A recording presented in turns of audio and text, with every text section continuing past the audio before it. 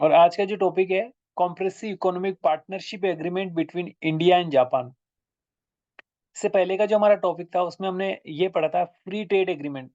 तो free trade agreement क्या होता है कि किसी दो कंट्री के बीच में इंपोर्ट एक्सपोर्ट होगा, उसमें सारे प्रोडक्ट पर ड्यूटी फ्री होगी, लेकिन कुछ स्पेसिफिक प्रोडक्ट हो गए उन पे ड्यूटी लगेगी। जैसे फॉर एग्जांपल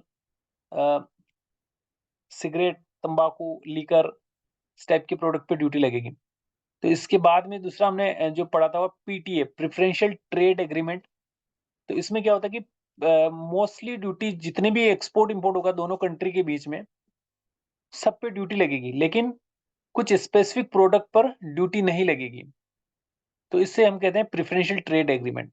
और हम यहाँ पे बात करें कॉम्प्रेसिव इकोनॉमिक पार्टनरशिप एग्रीमेंट।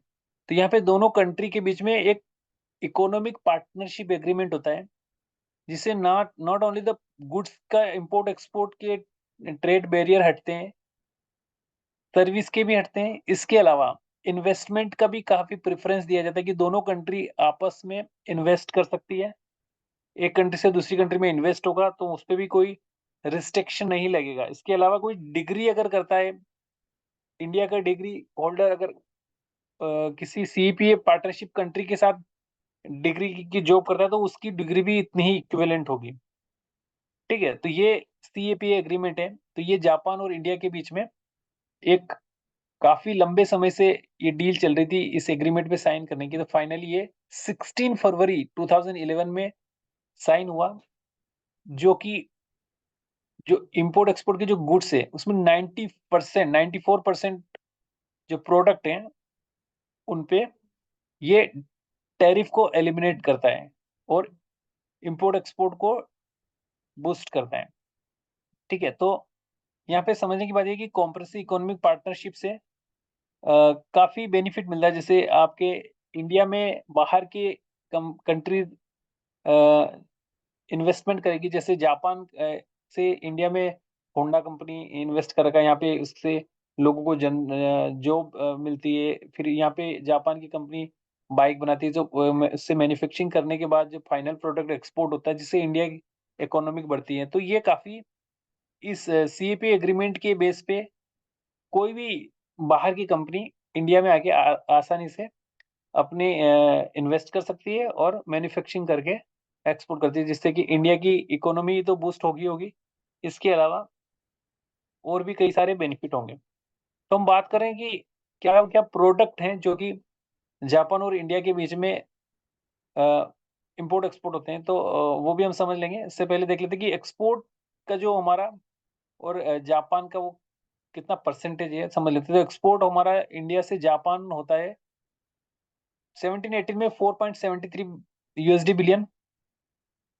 ठीक है, इसके अलावा 18-19 में 4.86 यूएसडी बिलियन और 22-23 में 5.46 यूएसडी बिलियन इंडिया का एक्सपोर्ट हुआ जापान को। अगर हम बात करें तो इंपोर्ट इंपोर्ट हमारा काफी ज्यादा है जापान से। तो 17-18 में 10.97% 97 यूएसडी बिलियन डॉलर। इसके अलावा 18-19 में 12.77 यूएसडी बिलियन। और अगर करंट की बात करें तो 22-23 में जो 16.49 यूएसडी बिलियन डॉलर का इंपोर्ट हमने किया है। तो यहाँ पे हमारा जो बैलेंस ऑफ पेमेंट है वो काफी ट्रेड डेफिशिएट है। हम ज्यादा इंपोर्ट करते हैं जबकि हमें एक्सपोर्ट ज्यादा करना होता है। ठीक है, तो ये एक डेटा था कि गवर्नमेंट इंडियन गवर्नमेंट ने जो डेटा इशू करती है उसके बेसिस पे। अब एक्सपोर्ट प्रोडक्ट क्या है हमारा जापान के साथ में, हम समझने की कोशिश करते हैं। एक्सपोर्ट प्रोडक्ट है ऑर्गेनिक केमिकल्स। इसके अलावा you can see on the screen 21-22 में कितना एक्सपोर्ट हुआ है, 6.96 यूएसडी बिलियन का एक्सपोर्ट हुआ है। और करंट की बात करें 22-23 की तो 734.18 यूएसडी बिलियन का एक्सपोर्ट हुआ है जापान के साथ। ठीक है, तो you can see on the screen there are various type of commodity which we export to the Japan. सबसे ज्यादा है वो क्या है, ऑर्गेनिक केमिकल्स हम एक्सपोर्ट करते हैं। उससे कम हमारा फिश एंड क्रिस्टेकिंस।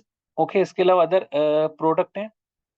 और उसके बाद हम बात करें तो nuclear reactor, boiler, machinery and mechanical appliance parts of theory, parts of its, okay. इसके अलावा vehicle and then railway terminology in rolling, आपने देखा होगा कि जो मेट्रो चलती है ये पूरी वहीं से, मेट्रो के जो प्रोडक्ट हैं वो सारे जापान से टेक्नोलॉजी हमने ले रखी है। इसे तो कोरिया से भी ले रखी है, जापान का भी काफी इसमें रोल है। तो कई सारे प्रोडक्ट हम एक्सपोर्ट करते हैं। अगर हम बात करें इंपोर्ट की, तो इंपोर्ट में हमारे सबसे ज्यादा जो इंपोर्ट होता है वो nuclear reactor, boiler, machinery and mechanical apparels. तो यहाँ पे न्यूक्लियर रिएक्टर्स क्या होते हैं आपको पता होगा कि जिससे इलेक्ट्रिसिटी बनती है। यूरेनियम जो केमिकल होता है उसको यूज करके न्यूक्लियर रिएक्टर के थ्रू इलेक्ट्रिसिटी बनती है, जो काफी वो इजीली और काफी चीप होती है। इसके अलावा